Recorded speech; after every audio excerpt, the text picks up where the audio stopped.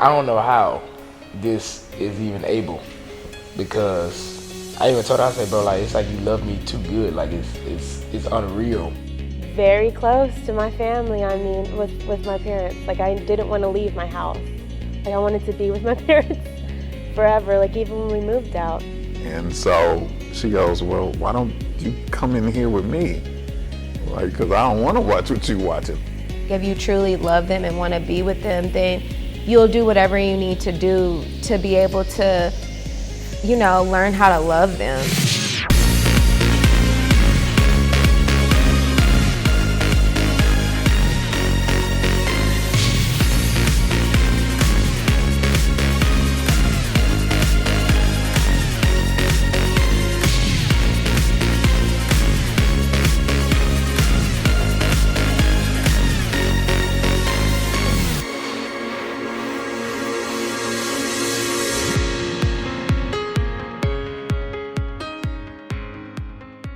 So growing up, I was fortunate enough to have both my parents and still married. So, you know, having them and seeing them build their family, being active in our lives really made me want that for us. So. Yeah, for me, both of my parents were very involved in, I think, in every part of me and my sister's lives. So I knew I wanted to be the same way with my kids, but as far as like the love they had for each other, my mom became very sick at one point, and like seeing that my dad was like willing to stop work to even just take care of her, like I wanted like that kind of love to where like they stopped everything to care for them when they had a choice. You know, he didn't have to stay and be with her or you know, help her during that time, but he did, and now she's better and everything's better, and I can see that Joe would support me in that way too. Like seeing that my dad loved my mom so much to do something like that for her, you know, in sickness and in health, right? So I mean, that's what I want for my relationship as well. I feel like I have that. I know Victoria always asks me like these random questions, like if I had one eyeball, if I had one leg, if I was in a wheelchair, would you still love me? Would you still marry me? I'm like, of course, you know. But I feel like every woman probably asks their Oh my God. husband. Yeah.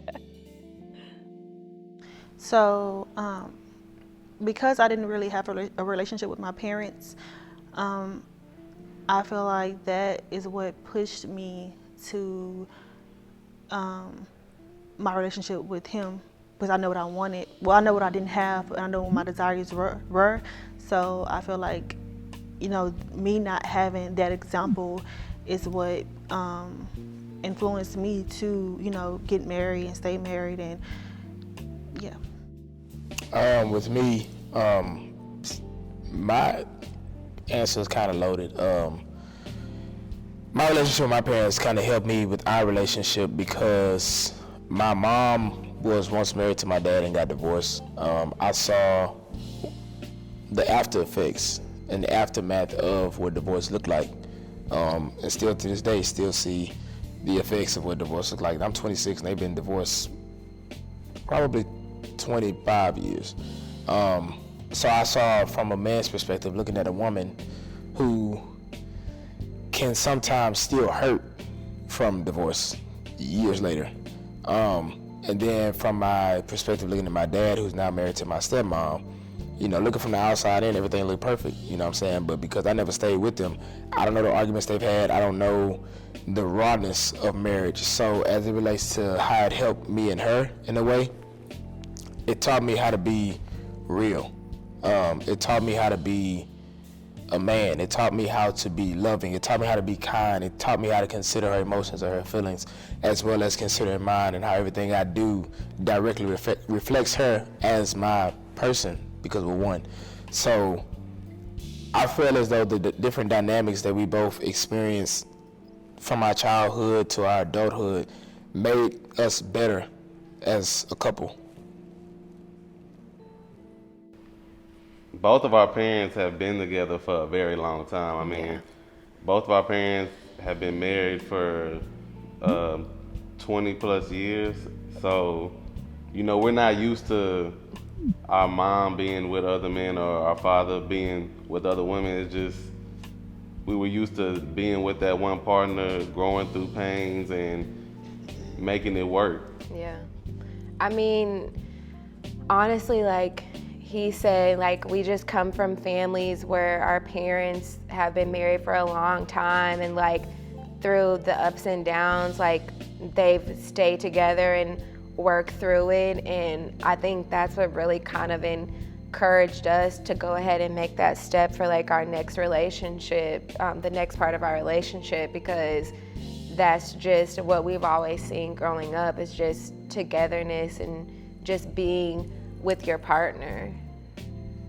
For me, my parents divorced when I was 13, but they separated when I was like 9 or 10. Just seeing, I have to really just start with my mom, because my mom, she raised me with such intention. And so whenever that all happened, she pulled me to the side, explained to me in like kid-friendly language, or age-appropriate, should I say, language of what happened, why it happened that way, and things like that. And as I got older, she made sure to like, she made sure that I didn't have a negative view on marriage because of her and my father. She made sure I knew that it was a beautiful gift from God. It was a great way to, you know, have a covenant and start a legacy, and it's something that, everyone should aspire to have. You know, it's not something that's bad or something to fear. And so she did a great job of making sure that like I understood that. She also made sure I understood what a wife should be. I would say for myself, no shade to others, that I was less concerned of being a bride. I was more concerned about being a wife, because I knew that after we said I do, life starts. I also did not romanticize marriage, because I know that it can end. And so I came in really, as best I could, equipped with knowledge and tools and just mindsets that I believe has been lending itself very useful to my marriage. So yeah, my parents have been married for 34 years. And so for me, it was not making marriage, overhyping marriage to an extent. You know, my thing is, I want to make sure that,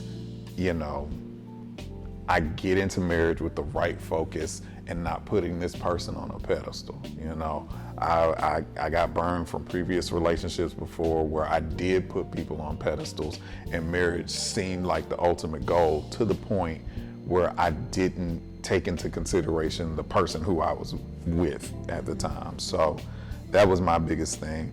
And also communication. I think that was the biggest takeaway I took from my parents, is that you have to be in constant communication with one another to know where the other person is at, whether it's a comfortable conversation or an uncomfortable conversation. So that I would say that was the biggest takeaway I took from my parents. You know what, one thing that I practice even now, and I'm going to continue to practice even during my marriage, that my parents did, was never go to bed angry at each other. Like, I feel like I cannot go to sleep.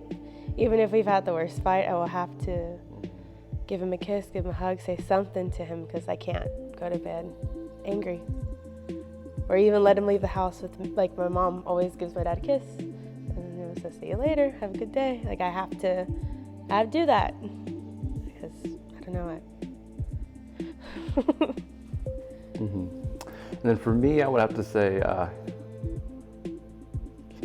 maybe just enjoying every moment. I feel like my parents were always having fun, going out, being active, involved with everything. And that's something that I try to do. And I know sometimes Victoria wants to take naps, and I just want to get up and enjoy my day. And so I would just say, like, one thing I would practice, my mom definitely made a home for us. She also protected me as a child and made sure I had my innocence preserved and didn't expose me to too much too soon and things like that. And so I want to make sure I do the same thing. I know that, and I'm believing we won't have the same type of household that I have to protect the kid from so much. But I do want to raise our children that way, like let them be kids, you know, and not bring them into adult business and things like that. Secondly, I'm raised with the Christian foundation, so covering my husband, praying proactively, not reactively, praying for myself, and also I did not share this at first. So instead of a traditional bridal shower, I had a Pearls of Wisdom panel where I asked different women in different walks of marriage to just share wisdom with me and any other woman that wanted to get wisdom in that time. And I can't speak for nobody else, but I got a lot out of it. And one of the common things that I heard was to not forget me. The fact that I'm still an individual, even in this marriage, and make sure that I pour into myself so I can pour into my marriage. You can't pour from an empty cup. And so do whatever it is to have self-care. Make sure I'm staying on top of my things that I've always done, like getting my nails done, just went today. Little stuff like that. I hang with my girls. He doesn't give me any kind of flack about that. He knows, like, okay, about a certain time of month, I'm going to somebody's happy hour. And so just like maintaining me in this marriage. So this is one thing I need to put into practice. I'm just gonna tell on myself. So Let us hear. Can you let me talk? So, one thing I need to put into practice. My dad he's a huge romantic. I have like maybe 1/4 of that romantic bone in my body. I'm not gonna lie. So, or half, but. No, the biggest thing, don't do me. You gotta let me finish my stories, yo. So, I know that's one thing I need to do. So my dad was great at little, small, romantic gestures. I can remember being a kid, and when we had one car at the time, my dad, and mind you, it's 3 other siblings, so we had a lot of running around to do. But we had one car. My mom would drop my dad off at work sometimes in the morning, and they would just give each other a peck before they left, or he would get her flowers just randomly. And my mom isn't like the big like love gesture person, but she appreciates it for what it is. She soaks all that up like a sponge. Mm-hmm. I need to work on that myself, and so that's something that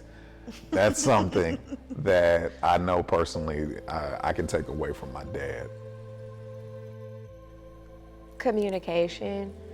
I think my parents struggled with that, but also too, back then when my parents got married, they were children. Like, they were young, they were 21, 22. So, you know, they really kind of grew up with each other. So I think they didn't really have that time to be able to learn who they were. And that's something that my mom like preached to me all the time. Like, you don't need to get married at 21. Your world is not over if you don't. Like, grow a little, grow with Keenan a little. So I think that's something that really kind of pushed me to work on my communication, is because I know that it can be better. And, you know, like I said, just seeing my parents not always communicating the best way, I think really made me want to push to have better communication with Keenan as well. I feel like one of the joys and one of the excitements about, you know, being together with someone is maybe figuring out, you know, the unknown. I feel like if I were to know everything I needed to know, that wouldn't be as fun or wouldn't be as challenging. Yeah. Makes sense. I think so. I think for me too, I think something I wish I would have known, or I think something I wish people would talk more about, is that being with someone, like sharing life together, can be fun. Like, I feel like I'm not saying that there aren't struggles, that there aren't difficulties, that we don't have bad days, but I feel like there's a lot of, like, even for my parents and my grandparents, or just from people when you hear about, hey, it's hard. Yeah, we know it's hard, but it's a lot of fun too. And I think that's something people don't really talk about. It can be fun, and you should celebrate those joyful moments, yeah. I don't know, like, we did premarital counseling, which I really think helped me learn Keenan even more. Because even though we had been together for 5 years, there were a lot of things that like we had never discussed as a couple that came about in our premarital class. So I really think like that really helped us kind of gain a little bit more knowledge about each other when we were doing that process. So yeah, I mean, it's nothing I can really say because all my partners that are married and my family members that's married, they continue to, tell me things and give me advice. So it's nothing I really could say that I didn't expect, after being married. Dang, I feel like everybody gave us something. Yeah, we really, I honestly, like, I don't try to like big up us too much, but I'm really proud of us for like having our hands open like this. Like, y'all give us the wisdom, like we want it. Like, tell us what works, what works for you, what didn't. Tell us like what to do if this happened. How did you handle it? So, I would say, if anything, one thing I'm learning, and it seems so simple, but I'm not married to myself, so he has his own mind, his own thought process, his own background, his own everything. And so I can't impose my way of life onto him and vice versa. If anything, we are additives to each other's lives. And so I just try my best to remember that for something as small as how he washes clothes to something as big as like what he's looking for in a house or something versus what I'm looking for. And so just remembering that I have a partner and I have to consider his way of life in addition to mine. Yeah. My biggest thing, again, and she said it perfectly. I think both of us, we like to receive information. I think both of us know that we aren't the smartest person in the room all the time. And it's good to listen to other people and get other people's perspectives on marriage and what it all entails. And so for me, I don't think it's a matter of, oh man, I wish I would have known that. No, it's pure ignorance. I didn't know this because I wasn't here.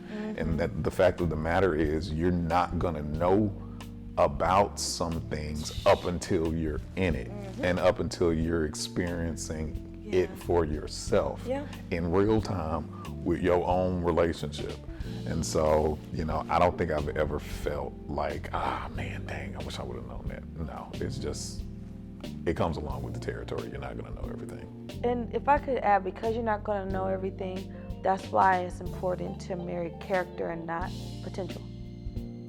You don't know what's coming your way, and you have to have confidence in who that person that you're saying, all right, we're gonna do this life together. We don't know what's coming in life, but I trust your character. I trust your worldview to get us through whatever's coming. And so I always said, if Marcus were never to change, if he was gonna be the man that he was the day you married him, like, could you live with this? My answer was yes, and so that's why I said I do.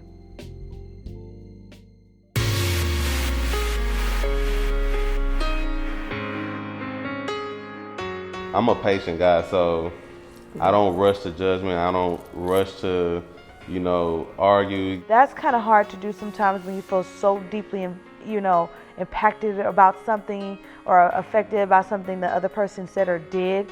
Well, I try to give you time, but I feel like you don't like that. You're like, no, we need to talk about it. I'm like, no, just give us some time. Let's cool off. We've been together 8 years, and I can literally count on one hand and still have fingers left as to how many times we've had heated arguments. We don't.